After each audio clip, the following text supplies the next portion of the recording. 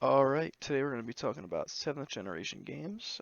My name is John Chiacherry. Let's get into it. So, 7th generation timeline. Three main consoles we'll be talking about, or we'll be hearing about, are the Xbox 360, PlayStation 3, and the Nintendo Wii. 7th generation started off with Microsoft releasing the Xbox 360 on November 22nd, 2005.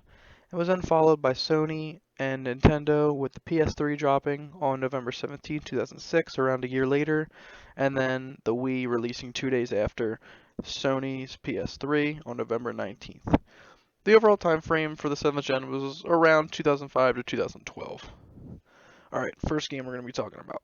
I'm sure mostly all of you have heard it, if not everyone. Minecraft.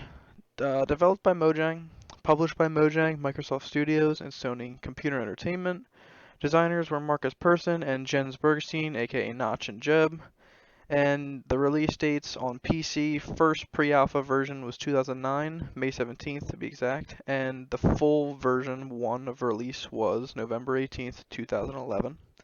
The Pocket Edition for Android was August 16th, 2011, and the Xbox and PS3 came later in 2012 and 2013.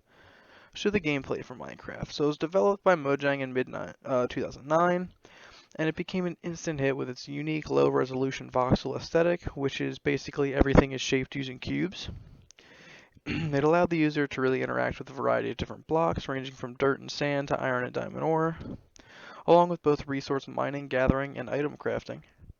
Minecraft incorporated other really awesome features like exploration to other biomes and locations, combat between other enemies, whether it was a skeleton, a zombie, an enderman, or various certain enemies you may find in the netherworld, and also construction. The game can be played on creative or survival mode depending on what you the player would like to do. Survival gives you that real feeling of starting fresh in that you need to grind material and eventually build huts, houses, and other important buildings along the way to then further your survival. And creative gives a player a whole new view on the game, different, a 180 spin. It's being able to design new environments with an unlimited amount of blocks at their disposal and no other survival elements they have to really worry about. So it basically gives you an open world, any blocks you want, and you can go in there and kind of just create anything that really comes to mind. So the impact of Minecraft. Simplistic yet addictive design, created for an easy way for others to record this legendary game, so it led to a wave of popularity, like a huge wave, on YouTube, Twitch, and other platforms that eventually it really became a full-time job for certain people who really got famous. I remember when I was younger, I was a big fan of Beijing Canadian, Jerome ASF, and they're still pumping out these Minecraft videos even today, so it just shows how popular the game was and still is to this day.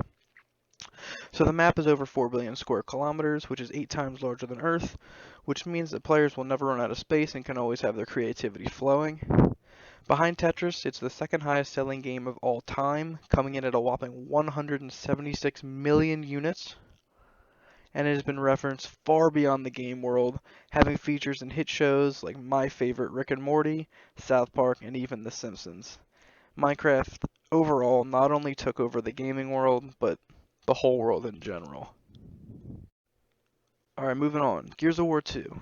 Developed by Epic Games, published by Microsoft Game Studios, and designer Cliff Bleszinski, I believe that's how you say his name. Released on November 7th, 2008, and in Japan a little bit later, July 30th, 2009, and this series was indeed an Xbox exclusive. So the gameplay of Gears. This is the second game in the franchise, and once again you take control of the main character, Marcus Phoenix, and the Delta Squad in order to take down the Locust Horde, which is the enemies. In this game, the Locals have come back even stronger than ever and look to take down the infamous Delta Squad. The second game sees new additions of characters including Benjamin Carmine, a brother of Anthony Carmine who died in the previous game, sorry for the little spoiler. Having used Unreal Engine 3, these creators of Gears were able to allow much larger quantities of enemies on screen at the same time, creating a greater and longer lasting kind of wow effect. Another feature that's actually really cool was it introduced the ability to grab down enemies and kind of use them as meat shields, which is actually really cool and really fun to play with. Finally, one other feature that was added was the ability of parental control.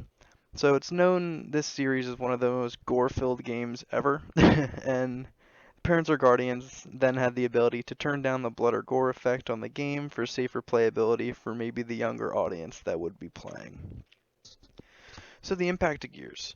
So there are a bunch of different modes, but in Gears of War 2 specifically, they came out with this game mode called Horde mode, and you and four other players are dropped into an endless Horde style waves that increasingly gets more difficult and difficult, kind of like zombies if you've played Call of Duty. This was really the start of the great mode to try and best your friends and get high scores. It really just created competition and was like a fun little, not really time waster, but it was a good time. Unreal Engine 3. They used this, as stated before. It allowed for a much cleaner and much more crisp looking game. Many developers tried to copy the style of the game, but would end up letting down in the end just because they could not replicate what Gears was able to do. So moving on to the gameplay mechanics, Gears wasn't the first game to utilize the third person over the shoulder type view, but it was the one to perfect it. Now, personally, if you ever played this game, I was a huge Gears fan back in the day, you would know how fun the gunfights and movements are. In my opinion, some of the best in the business. It's just having a game like this only creates more and more intensity with every fight you take. Being able to take those close fight actions and being able to, just switch guns really fast. But that's for a different day. So, HD gaming.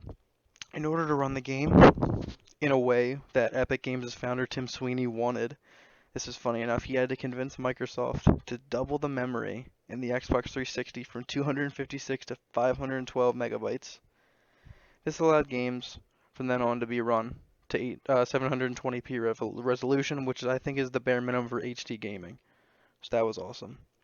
And finally, who can forget about their over-the-top gore style with cutscene kills and finishers? Like I said, having the gameplay being so up close and personal, these it just made for these gore scenes, these cutscene kills and finishers that much greater and just so much more fun to watch. And that is it. Thank you.